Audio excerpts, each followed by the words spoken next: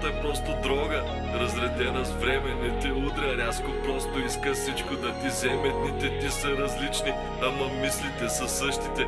Жив по документи, ама мъртъв по усещане. Истината е сложна или е просто тежка. Никой не идва да те тегли, докато си просто пешка. Света уважава движение и потенциал. Продължавай да бачкаш, докато си жив, докато си цял. Комфорт е сделка с дявола, няма подпис и срок. Малко сигурност в лъжите ти за по-добър живот. Не те бута назад, не се опитва да те спира, но излезеш ли от зоната си на комфорт, умираш. Говоря за баланс и за спокоен живот, ама хаоса не ражда посока, ражда раздор. По-добре да горя и да знам защо се боря. Не искам само да тлея без да имам име и роля. Комфорт е алгоритъм за смазване на волята. Учите да мислиш в рамки и да наричаш това контрол. Да смениш въпроси с навици и огъня с норма. И да вярваш, че това е зрялост, а не позор. Комфорт е сделка с дявола, няма подпис и срок. Малко сигурност в лъжите ти за по-добър живот.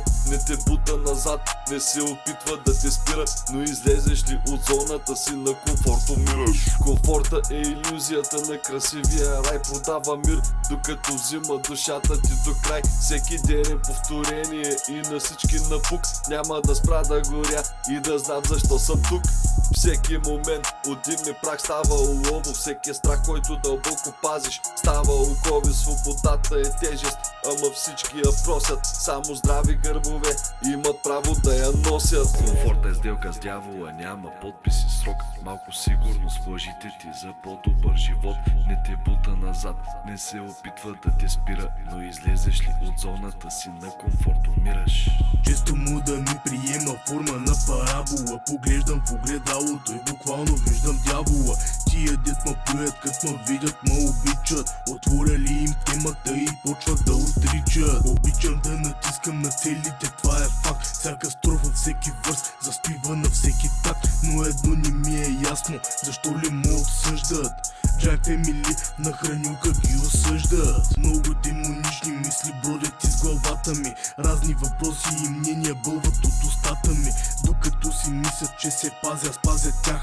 Не могат да осъзнаят, че визията ми е факт.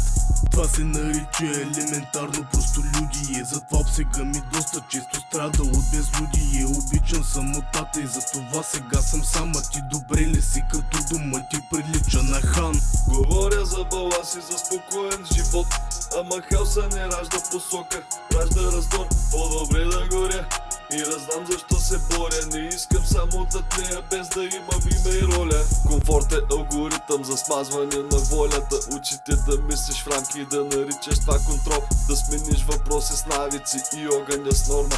И да вярваш, че това е зрялост, а не позор. Комфорт е сделка с дявола, няма подпис и срок. Малко сигурност в лъжите ти за по-добър живот. Не те бута назад, не се опитва да те спира, но излезеш ли от зоната си на комфорт, умираш.